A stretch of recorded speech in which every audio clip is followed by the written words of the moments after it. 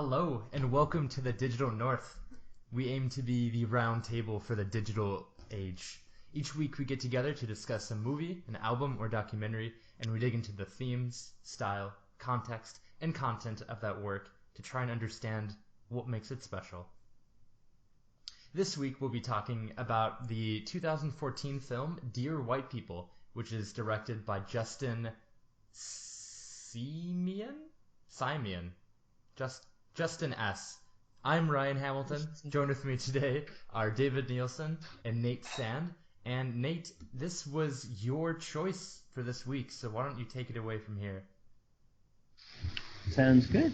As you said, this Dear White People was a 2014 by Justin Simien, is how I pronounce it. Again, I don't know either. But about the production of it, I don't know much more about it than that.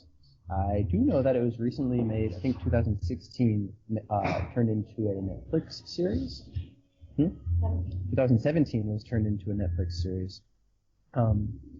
And I watched the preview for it. I haven't seen any of the Netflix, but a lot of the same actors in the movie also are acting in the Netflix series. And I think Justin Simien is also directed the series as well. The movie itself deals with, or rather follows, a group of black college students at a fictional Ivy League or prestigious university, as they kind of are weaving their way through the ins and outs of being a colored person at a university, especially a prestigious one, and what that entails. The whole kind of crux of the movie falls upon a party that a household's president of the university's son, kind of white male privilege embodied, hosts a black person party, kind of purporting to celebrate black culture, but it's more just playing on stereotypes and pretty racist events. And so it all builds up to that. Without going too much more into it, this movie, David, you suggested, and I think your quote, you said earlier that you love it as much as you hate it. And so I'm going to pass it off to you, David, and I want you to say briefly why you love this movie, what made you hate it. Well, I had only seen actually the beginning of the Netflix series, so I was kind of recommending that, I suppose, but so I guess it's a little bit different. Maybe my opinion of the series will have changed once I finish that. But the movie, I think, ended up wrapping it up really well. But from the start, obviously Dear White People is provocative. It's putting every white person kind of in the same, like, I'm talking to all of you because you all do this thing wrong. And then when you get into it at the start of it, it doesn't seem so much of that she's talking to white people as she is to other black people. And so it seems like it's just kind of, we're talking about white people, but really I don't care. None of them are listening.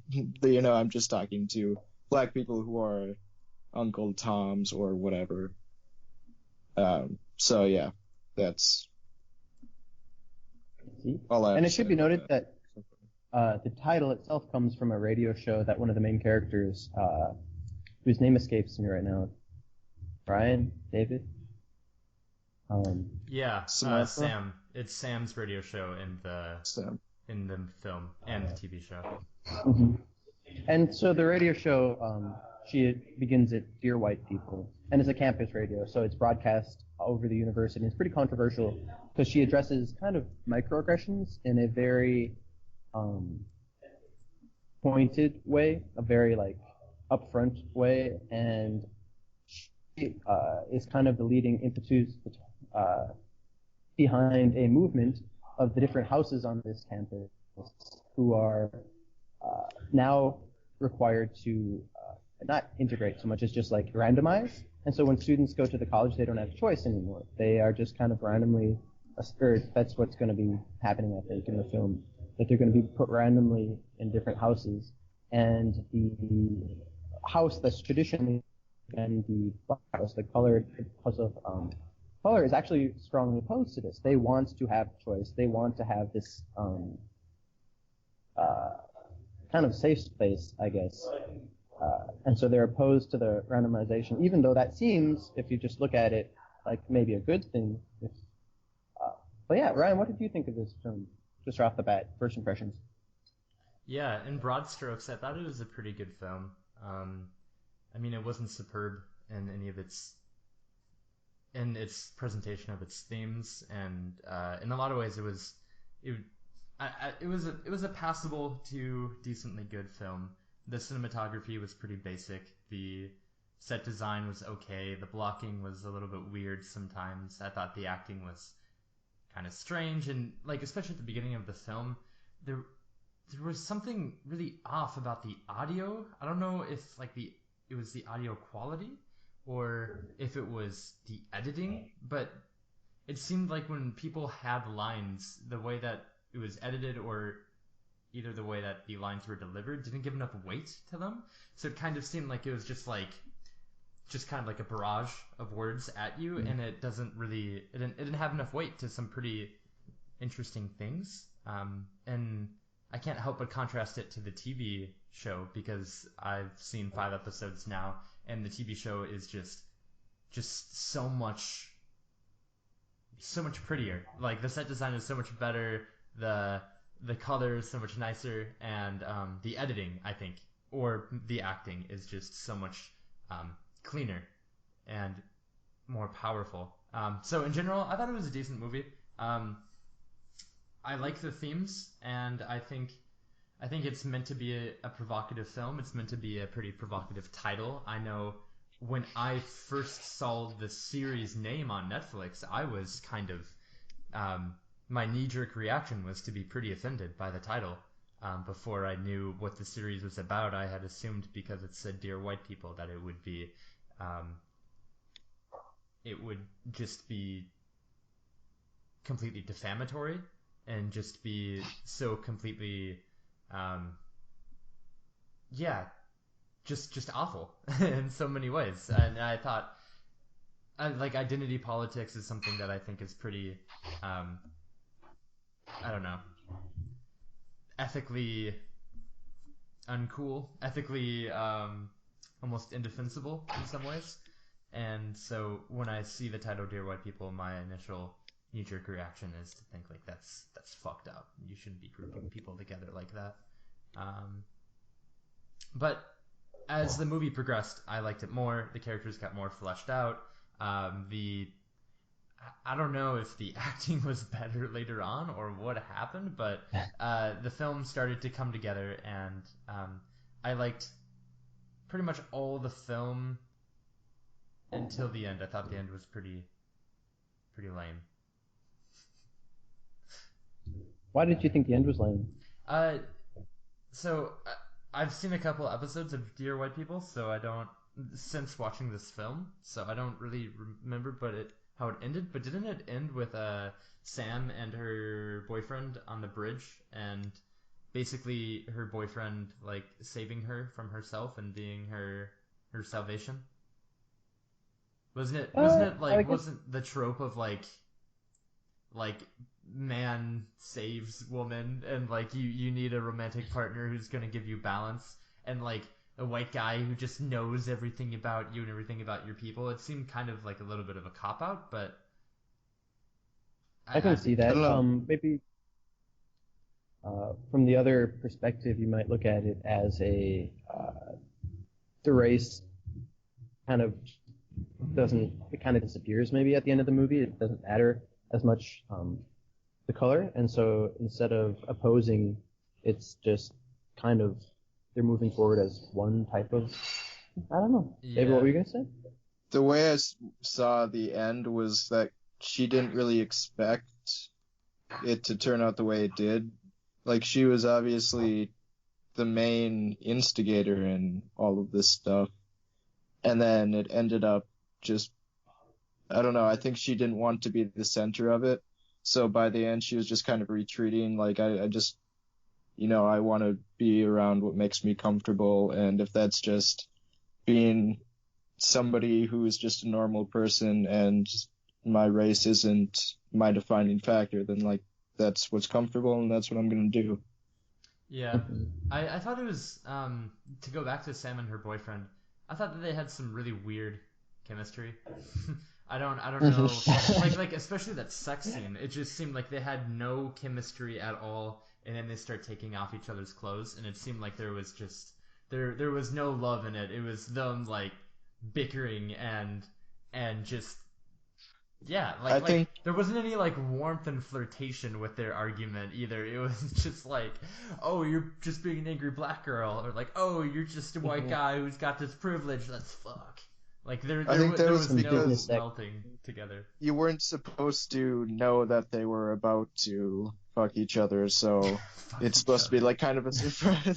That's because like I mean I've seen the first couple episodes of the show, so I know that she's with the white guy, but I wasn't sure that it was him until like they start walking up the stairs and then they go into the dorm room, and I was like, okay, they're definitely.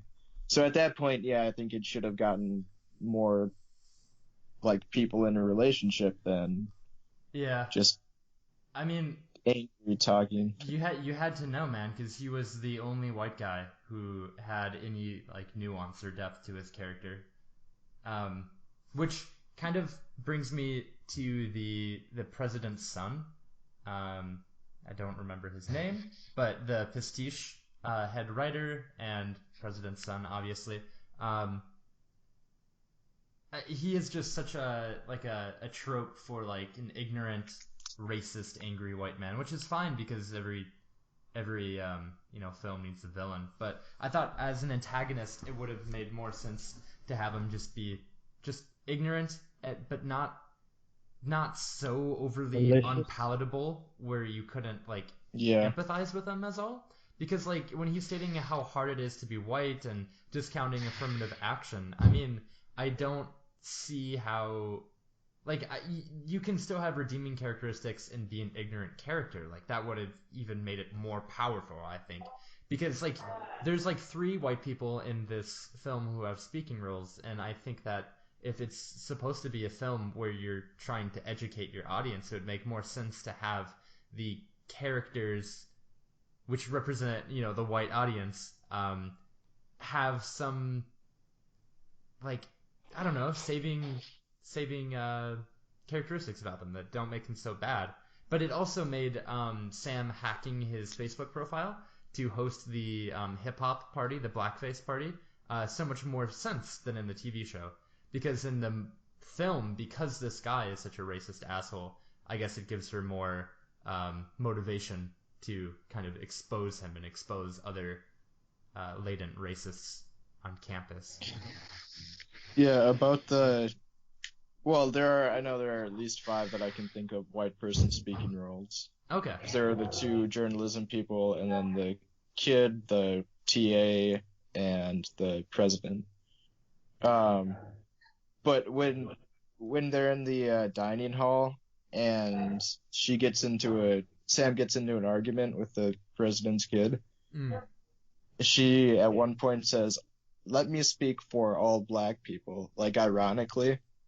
And I laughed because it was like at that point he was the only white person who had spoken in the whole movie. Mm. And I was like, okay, so yeah, that's fair since he's the one speaking for all white people in this world, in this small. Yeah. There's I also thought it the was other pastiche author. Well, two of them at least. And Sorry, go ahead. and the boyfriend who is nuanced and he's down and he knows about latent racism and systemic racism Yeah, and that's the things like that. TA. Yeah. Okay. and the president's daughter, who was dating the dean's son, Yeah. who is. Troy. I thought that was actually Oh, also yeah. kind of interesting. The film's relationships that it showed within the Black House kind of community, Mm. they all had white partners for like most of it. So the dean's son, who is kind of, I guess the term Oreo, is what I think some people use. I don't know if I'm entitled to use it at all, but a Wait. black person who acts white to kind of like Oh, okay. just like, and so the dean's son would be an example of that. He gets along with the pastiche kids because it's the political thing to do because he wants to further his own like house president or campus president Well, even goals like beyond that. that, And he has a lot. I thought that was really interesting Yeah. with Troy because Troy is the dean's son because his dad didn't want him to join Pastiche. That was something that Troy is interested in, not necessarily because of house politics, but because he was interested in becoming a comedy writer. He wanted to do that beyond the desires of his dad, like furthering his image. So I thought that was cool that he that was yeah. I thought that was a cool part of his identity where it's not like he's putting on an act and that's why he gets along with white people. It was like they are the satire writers of the campus and that's why he wants to spend But time with them. he was also like playing into the jokes though when they were having that meeting. He wasn't like, hey, that's actually kind of a racist joke. He was more Yeah, just like, but I mean, would you say that like if you were around those kinds of people? Yeah, I don't think I would. you know, I want to. I actually wanted to talk a little bit about the concept of Bojanglin and Ufta. yeah. Because Bojanglin is like the idea of like black people playing up this completely just awful racist stereotype, of like basically like being their own minstrel show, basically. But Sam defined Ufta as the idea of changing your blackness depending upon the company that you keep, and like how jazz performers would either like play up or downplay their blackness, quote unquote, depending on what their audience wanted. And it got me thinking about a concept that I've learned in anthropology class, and I think it's called code switching, and it's something that people do all the time. And I think that her analysis of people like changing the way that they speak just based on their race is very myopic. Like it's too limited to really have any full truth, I think, because people code switch all the time. Like when you're talking to your grandma, you speak differently than when you're talking to your friends, and when you're speaking to your coworkers or your boss, you speak differently than you speak when you just run into someone on the road, you know? So I think that this issue of like white people trying to talk black or black people trying to talk white isn't I don't think it doesn't happen, because I think it happens all the time. But I think when you ignore the way that we change our tone and our word choice and our inflection and content of our speech and of our thoughts, and you just look at that through like a racial lens, I think that's too limiting, because we do that all the time. And um, that's just something that I've thought that was a little bit too myopic. Not that I don't agree, but it's like that can't be the whole point. I think you have to be. The difference though there is whether you're doing it consciously or unconsciously. But my roommate is from Ghana, and so he's not African American. He's an African guy. And when he's talking to his friends, other friends who came over from Ghana, he has a very thick Ghanaian accent. He speaks English, but when he speaks to me, his English is just perfect. Like you wouldn't expect him to be anywhere else, from anywhere else. And I don't think he does that consciously at all. So I think that's the code switching. I think that's an unconscious thing. It's just how he reacts to his environment and how he's going to speak. But if you're doing it consciously, if you're consciously like tuning yourself different just so you like feel like you fit in more, I think that's when it becomes more of a problem or a racial issue. Yeah, because you know when he's speaking to other friends from West Africa or wherever they are, he's speaking in kind of like a pidgin Creole English, right? Where it's almost like it's English that is so difficult for an American to understand, right? Yeah. Because I mean, kind of no. If you listen to it, you'll understand what they're saying. Okay. It's just a very thick Ghanaian accent. Okay. Yeah. Okay. So he's not speaking like a dialect, different language. Okay. It's an accent. Yeah. Okay. Okay. So that's a good distinction. Well, a certain point, like, so if you're speaking in two different ways, you at least have to be aware that you're doing it because you're never going to be like, I mean, there to a certain degree, I see that in the way you construct sentences and your accent and things like that, but you have to at least be aware that it's happening. So if you're aware of it and you have the ability to control it, it automatically just becomes a conscious choice to speak a certain way, even if, like, I just don't see how that could just be involuntary because it's to that degree, to the same degree where you use like a lot of slang and things like that. I That's fair agree because with you, David. I would say that I am more firmly in the boat that I think people are usually to some degree actively choosing the way that they speak. But sorry, I cut you off, Nate. Oh no, that's okay. I think then, because I agree with that too, David. I think that even if it's something that you consciously do, you might just because you've been doing it consciously so much, it becomes rote, even though you're still doing it consciously for the same reasons. Um, but then maybe it comes down to the purpose of why you're doing it. And I think the Yes. ooftaing is the problem because you're doing it to try to accommodate white culture and downplay your own culture, Hmm. which is what I would say is the problem. Yeah. I think that you are dead on that. I think when it becomes an issue is when you look at the why, right? Like what is the Mm-hmm. utility of doing that? And I guess I don't know. I'm not sold because like entertainers, like if like I think about comedians, and when I hear about comedians talk about the way that they put on a show, they purposefully change kind of their tone and their content based upon their audience, right? So like if you're a comedian who has a lot of jokes about southern audiences, there are times where you're not going to use that.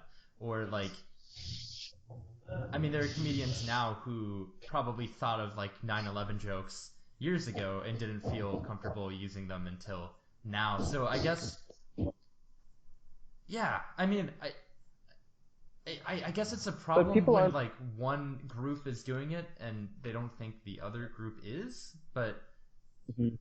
I think one of the, I think that's just a very tangible part of integration where like when you're meeting with someone else, whether it's part of your culture or a different ethnicity or like someone who has, I don't know, just different speech patterns, and you usually try to meet somewhere in the middle. Hmm. Yeah, but I think It, it's different to look at a comedian performing because they are performing, Yeah, and it's their job to accommodate their audience. yeah, It's not necessarily a black person's job to accommodate to white culture because a lot of the ways oofting isn't just like meeting halfway. It's just switching so you okay, fit in. It's yeah, different. It's different to turn down your culture so you get a job in an interview than it is to accommodate an audience when you are performing for permanence. yeah, and I want to reiterate. I think when Sam was talking about it, she specifically was referencing jazz musicians, and that was what I was specifically referencing. Like when a jazz musician's performing, I didn't mean that like black people need to change who they are when they're talking to white people in every circumstance or I something like think they that. should. But that actually does bring us to like a pretty good point in Coco and how Calandria changes her name, and she Mm. says, I think she mentions the resume test, which is really cool. I don't know if you guys have read Freakonomics, but they Mhm. they include the resume test where they found that, and I think several other researchers have found that when you present a identical resume with a traditionally black name and traditionally white name, the white resume is something like at least 30% more likely to get a callback than the black resume is, and like the only variable that's switched is the name. And so I think that's Okay. particularly interesting, and it's nice because the movie, clearly the writer or writers of the movie wanted to reference um, some cultural phenomena that woke people would know about. People who have been more exposed to racial um, tensions in America. Like when Sam is giving her speech to run for president, she says something about like the black kids sitting together in the proverbial cafeteria, and I'm not completely sure, but I'm quite confident that that was a reference to Why Are All the Black Kids Sitting Together in the Cafeteria, which is a book by Beverly Tatum, which is a good book, really cool about social segregation that still exists today. I thought that was I like little things like that show that the writers are interested in what's going on in society around them. I think that brings up a good point. I wanted to talk about one of the big behind-the-scenes driving forces of the movie, or the plot of the movie, is the school mandate or whatever to not have choice of house, where the randomization for new students are put in just randomly houses, which seems like good, right? Well, at least it seems to me at least the opposite. Like good, you're randomizing and mixing people exposed to different things. But the traditionally black house is very opposed to this, and they want their own space. They want like their own lunch table, or so to speak, to cross the terms. How do you guys feel about that? What do you think is going on there? I'm kind of, I don't know. I'm mixed on that. I'm not sure what I think, because No, I can see the benefits of both. Oh yeah, but on that, I'm a mulatto. Oh wait, I can't say mulatto. I'm white. Yeah, because on one hand, like I think that people should just be able to choose. Like taking everything out of it, when I went to college, like I liked being able to choose where I wanted to live. And then I suppose I don't see anything wrong with being able to choose to live in a place, and if that's the reason, if race is the reason that you do it, or community or whatever, and people who are like-minded who tend to be your race, then go for it. So I guess, yeah, that's how I feel. I made up my mind now. Randomization is stupid. Yeah, I guess I just never really understood in the film why they were so opposed to it. I don't know. I think that they just presented like their logic for it being bad very quickly. I know they said that like the white kids in the other halls have rich fathers who can get them in wherever they want to be anyway, so that randomization just affects people who don't have that option. But I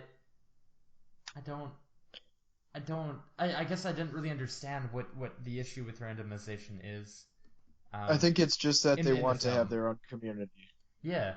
Well, That they want to be able to preserve the historically black residents. sure. Yeah, and that they feel that they have more.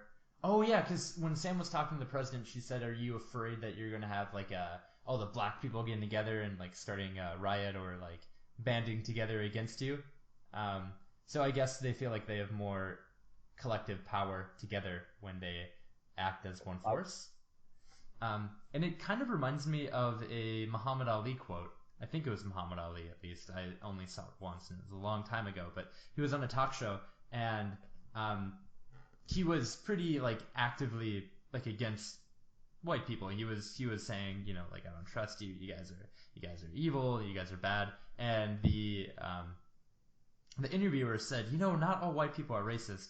And Muhammad Ali or whoever this guy was said, yeah, but when I've grown up and like 99% of the people who are around me and are white are racist and evil and like trying to kill me, I'm not going to spend my time looking for that 1%. I'm going to just paint broad strokes and say it's not worth it to try to see who's evil and who's okay. I'm going to just protect myself and stay safe and stay away from white people and kind of, paint broad strokes about it. And that could be similar, that it's better to not have to be so conscious about your race. I don't know if you guys have lived in a minority situation where you are a minority, but it's interesting to be acutely aware of your race, and that's something that most white people in America don't ever really have to be.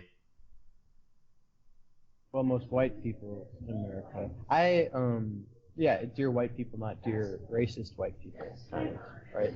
Yeah, Like what Cassius Clay was saying. yeah, I've only once have I been acutely aware of my own race, like in an other kind of feeling. My roommate, again, he had a friend who was turning 21, and they rented a party bus, and he's like, "Hey, Maya, come along." And I may have talked about this before, but I was the only white male on that bus, and that was the one of the first times that I've ever been around or not been around, but been an other, I guess, in a sense of skin color, and everyone was terrific. They were all great people, and it was a lot of fun. But I was just acutely aware of it. It was just something that I couldn't like overlook because it was very prevalent. And then I thought, man, this is what these people living in Moorhead, Minnesota, a very predominantly white community, must feel like every day they're in situations like this, where you're just aware of it. yeah, And I was talking to my girlfriend Maya about this movie because I also was kind of conflicted how I felt about the school choice versus randomization.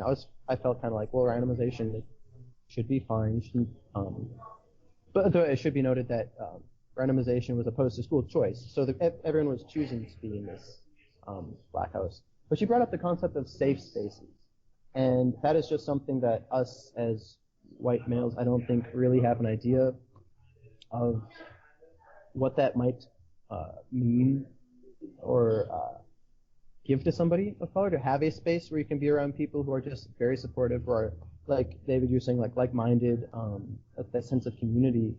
And I think more than like having political clout on the campus and opposing the president, like you're afraid that we're going to revolt or something. I think it's more important that they have that space to support each other, to not be microaggressed every single day, every moment. And so I lean towards I think they should still be able to choose, but yeah. You know, when I think about the concept of safe spaces and microaggressions and white privilege, part of me like wants to kind of throw a lot of that out the window. But one thing that is just very hard for me to deny is, like, I think one of the most obvious facets of white privilege, and especially, I guess, white male heterosexual privilege, is that you don't have to think about it. You know, like who you are is represented in media all the time.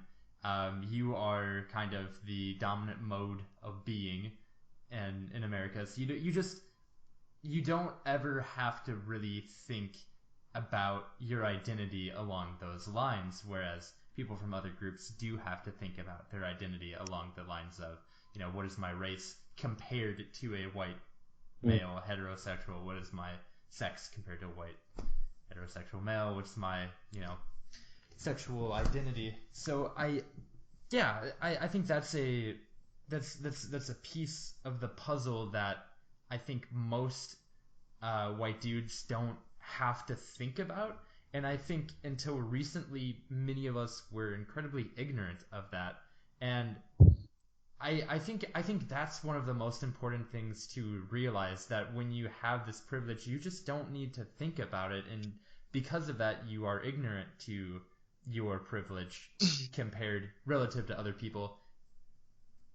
And I think that's the biggest thing that we need to address in this. I think that when people read books like Why Are All the White Kids Sitting Together in the Cafeteria, or the new Jim Crow era, or things like that, you tend to be a little more aware of a way of living that you haven't had to know before, you know?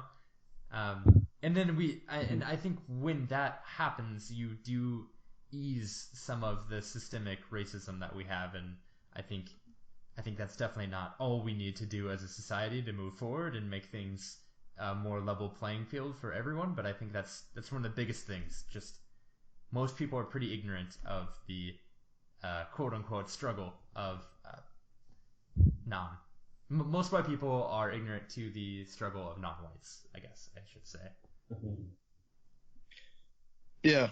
Um, I there was one quote from Sam during the movie that kind of stuck out to me as uh it kind of really defined her character in a certain way that was just like, okay, yeah, she's not perfect either. She said, I can't be racist. She was talking to the dean. She says, I can't be racist. I can be prejudiced, sure, but I can't be racist.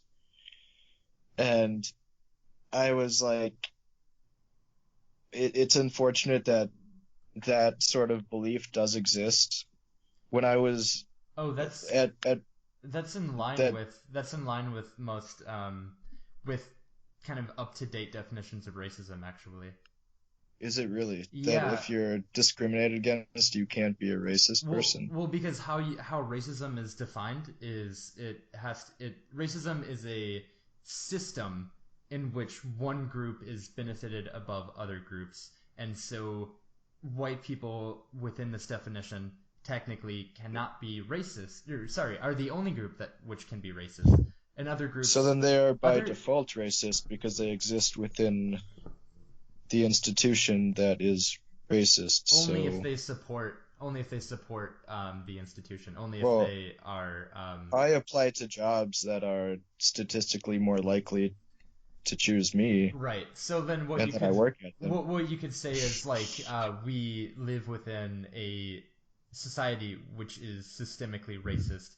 That doesn't make you a racist, but it does mean that you have a privilege based on your skin color, which other groups don't.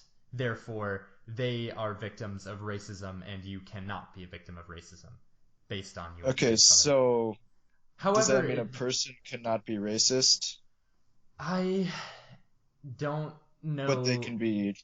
they can experience racism? Right, you can experience racism, and I guess what's important to like there is more nuance because like Sam can be incredibly bigoted and she can be prejudiced and she can be hateful, um, but she can't technically be racist. I don't agree with that. I mean, that's Under just all the definitions that I'm reading, it does not. Right, it's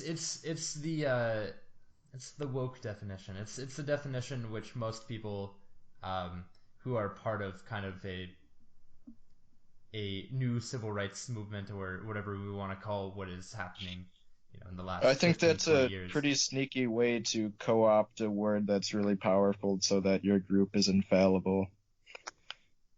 You can never be called racist no matter what you do because But you you don't have the power. but you can be a racial bigot. And I mean that's the thing. Like racism by this definition is a system which one group mhm. benefits from and one group and other groups inherently suffer from. Whereas individuals can have bigoted behavior and prejudiced belief. I think that's not what the word racist means or how it is used in everyday life or in dictionaries, so it doesn't make any Also, sense to me that go ahead, Nate. well, it's just also semantics, like whether you call it prejudice or Yeah, racism. but like So it's why just are that. you using semantics to like remove the power from a word, remove all of its definition and then assign it something else? Like whether or not it's semantics, semantics is the definition of things and you're changing it for a different purpose. Yeah, Yeah, David, you're not wrong. I think when you said that Sorry, I'm that's not not arguing with necessarily the you. I'm way not it's like used. hating on you. I'm just No, no, no. I know. I mean, because I'm it's just pretty hard for me to understand. well. I'm pretty sure what I said is kind of that is the definition which most people adhere to now. But I think the problem is, and I think you touched on this, is that that's most people will use it in two ways. Most people will say you're a racist, when and like, but then on the other hand, they will then say, I can't be racist, and they're almost talking about like two different definitions of it, right? Because if racism is a system which people either suffer from or benefit from, I don't know that you could say he is being a racist, unless it's something like he's looking at resumes differently, or he's not accepting people to live in his apartment building based on racial Hmm. lines, or something like that. I think I I think think you're like right. I think that the way that people use it needs to have a singular function, because the problem is you keep moving the goalpost, right? Like, mhm. that's racist, but this isn't, and you're being racist, but I can't be. It's confusing when it's along several spectrums and along different like a Uh-huh. different rubric, right? It I needs I to be think a single definition. the key in the key that where they're different is the system. Like in all the definitions I'm looking at, there's system doesn't appear anywhere. It's just discrimination and prejudice towards people. It doesn't have to be a system of discrimination and prejudice. So anybody can exercise racism on their own Um, without any even action. Prejudice can just be the way you think or yeah, feel. I don't want to take the time right now for me Yeah. to look it up to find a definition, but I do know that when people are arguing that white people or that black people can't be racist, they're arguing that based along the definition, which defines racism as a system. Hmm. Hmm. And in America, it's often the system is not like can go any which way. It's whites versus the blacks or Jews or Hispanics or other people. It's the system of whites versus, and so it's hard for. Yeah, I can see both definitions because David, on a small scale, I agree with you that anybody can exercise prejudice based on race, but systematically in America, racism has taken a meaning of white prejudice, right, towards others. So in the context of the film, when Samantha's using it, and she goes on to explain that a little bit, like what she means by saying why black people can't be racist. I think she's talking about the system more than the, singular definition of just having prejudice. Yeah. We only have a couple minutes left, so why don't we wrap up some final things? Was there a angle of this movie that you guys really want to talk about that we haven't brought up yet? Oh, where it was shot, I noticed like immediately. I was like, oh, those bushes look familiar. Oh, those pillars look familiar. It was at the U of M. Was it? All the outdoor shots of their like nice Oh residence shit! halls and stuff like that. Yeah, man. That's cool. So I I was pretty psyched. Yeah, where people were like doing the tug of war. Um, Everything. The very first shot is most of them are of the mall and the mhm, area mhm, around mhm. like when they have that benefit. I think that's at Johnston Hall, which is where the CLA offices are, I think, or like the grad offices, something like that. And the mall And is the then they mall the use area Northrop. where is the mall It's a that big area? grassy area. Yeah, the big grassy area where Yeah, every building has like those Roman pillars. pillars. Yeah. Yeah, it's a pretty area.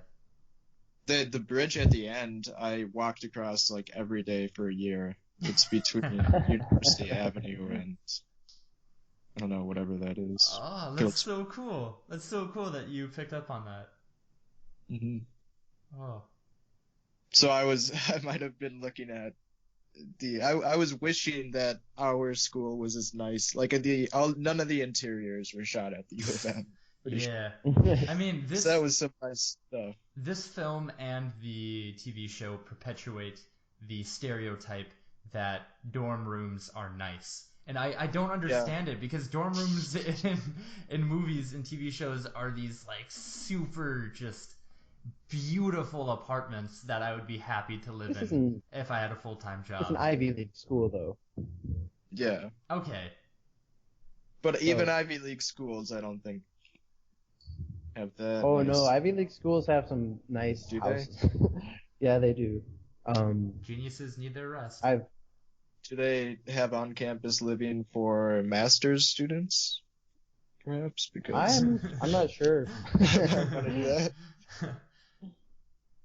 um I guess one point that I wanted to talk about, which is going to be just way too big of a topic to talk about now, but I'm going to do it anyway, is Sam Harris and his podcast, which I referenced last week. I'm sorry, I'm bringing it up again. He likes to talk about how he finds a lot of problems in Islam, but the problems in Islam need to be things which are addressed amongst Muslims, because as a white person looking in to the culture, there's just not enough impact that he feels that he can have, and the impact wouldn't even necessarily. It's not in people's best interest for Sam Harris to be designing their world for them. And in the same way, I think that racism in America is something that would benefit greatly from white people being actively anti-racist in the way that these black students are in this society, because I think that another part of it is that when a black person is complaining about racism, it seems like it's like being whiny in some ways and being like, oh, boo-hoo, things aren't good enough. And I think that some people don't listen to that point of view if they're a white person, that you, in the same way that you would need Islamists to reform Islam, I think the American landscape They should would quit whining benefit. about it and fix it themselves. I Is that what think you're saying? I think that the American landscape would benefit greatly from having more white people be actively anti-racist. I think that would get things moving quick. Yes. I think there's a lot of on both sides. And I don't want to even say sides because that makes it sound like that's just a bad way to put it. From a lot of different people, there's kind of like, no, you can't talk about this, or your opinion as a person on the other side is less valuable because, if somebody's saying something, it's either true or it's not true. And it either has merits or it doesn't, and it doesn't matter who that person is. We should, the goal is for all of us to be on the same side and all be reading the same book and saying, yeah, you're right, this needs to happen next. Yeah. But there's a lot of, the impulse to say, no, you know what, you've had your time to talk, and now it's my turn, and I'm just not even going to talk about I'm not even going to talk about your points. I'm just going to talk about what I think is right. Yeah. I think we're all in the same boat, right? In this country, in America, and sorry, in that country, since I'm not with you guys. I think you're still an American. I think that right, you everyone's in voted the same for boat. Trump, right? Yeah, I voted for Clinton. That's true. Oh. Okay, so what are our ratings, dear white people? What are you guys gonna give it?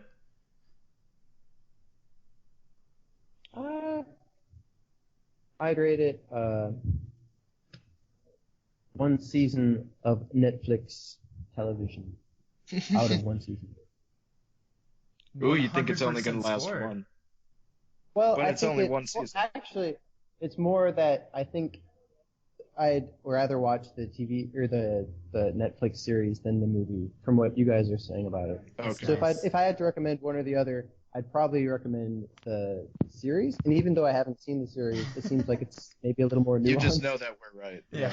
You'd recommend the thing. So I respect your opinion so much. So I'm sorry, you're giving the series which you haven't seen a 100% rating? Or are you just co-opting our opinion? Oh my god. Just taking it over, taking responsibility, taking credit. No, more I'm saying that I like the movie enough to recommend to watch the Netflix series over the movie. If that makes any sense? Yeah. Maybe it doesn't. Maybe it does. Yeah, I think that's we'll let it slide. That's a way out of giving a real rating, but that's okay. It's okay. Fine, I'll give it a real rating. Just come back to me. It's your privilege to not have to do that, Nate. Yeah. We still love you. But if you were black... I'll give it a WE out of W.E.B. Du Bois. Oh, okay. So that's what, like a 2 of 9 or something? 20%? Fine, WEB. I'm not on my rating games today, boys. All right. So you give it I'll give it a 70%. You give it a 30. I think the issues that it addresses are important. I don't think the film was like spectacularly shot, or I thought the acting was, yeah. So, in terms of what it addresses, I give it like a solid 80. In terms of how it was made, like a 60. Yeah. And by the way, Troy is the same character, and Reggie are the same character in the TV show and the movie. And they are so much better in the show. Like, Yeah. Troy specifically is much better in the show than he is in the film. I So think it's I nice. noticed somebody else too. I think the light-skinned black guy is the same. Oh, yep, Like he the one is. who's kind of hip hop. Yeah, like the beatnik guy. Yeah, Yeah. yeah, Or he's the not same kind too. of kind of hip hop. Wow, that was not a good way to put it. Kind of hip hop. No, I think he's like a music student or something like that. Yeah, that's what I meant. Yeah. Well, right, because Uh, what you're saying, David, is because he's black and a music because student, he's he has to black be and into into hip hop. music. Yes, that's what I meant. Yeah. Oh my God, your privilege is showing. I'm sorry. Let me put on some dark makeup to hide it. Appropriate. Okay, my rating. It's funny you should say about 70% because I was going to give it 5 of 7 handheld black and white cameras, Mm. which is 0.71428857, or around 70%. Yeah, I enjoyed the topics. I think the acting, I don't know, just overall, I think it was good, and it's probably, I don't know anything about the director or any of the production, but it was probably really low budget, and for that, I think that it was a great movie. Why do you think it's low budget? It was a Sundance Film Festival You're racist. film, Okay. and yeah, now I was gonna say, because they could only get black people to play the parts. Oh my God. To anyone listening, he is completely sarcastic. He has one black friend, so he's protected from these comments. Yeah, nowadays you need 2. That's what I Yeah, hear. you need to nowadays. I give this movie 3.5 just kind of gross afros out of 5. Kind of gross afros. I couldn't think of a better adjective to describe how people were treating Lionel's hair, but 3.5 afros out of 5 afros. I thought that the content was okay. The dialogue was pretty okay as well. And I think that like the reason for making the film and the discussion, which is inspired from the film, is great, and that's the saving grace, because I think the cinematography and the acting and the audio and some of the set design, especially inside, wasn't very great. There wasn't anything that was special about any of it, but Except for the location, I think was awesome. right, except for the outdoor shots, which Yeah. gave it that half point for me. Mhm. Yeah, so that was great. All right, I guess that about wraps it up for Dear White People. Next week we have, what do we have? We have a documentary which is going to be hosted by Thomas. So we'll let everyone know about that when we know more about it. So thank you so much for listening to today's episode of The Digital North. If you enjoyed this episode, make sure to check us out at thecuriousmagnet.com and listen to all of our episodes, as well as the rest of our content. You can follow our Facebook page at The Curious Magnet to receive notifications when new episodes of The Digital North and our other work come out. Thanks again. Stay curious.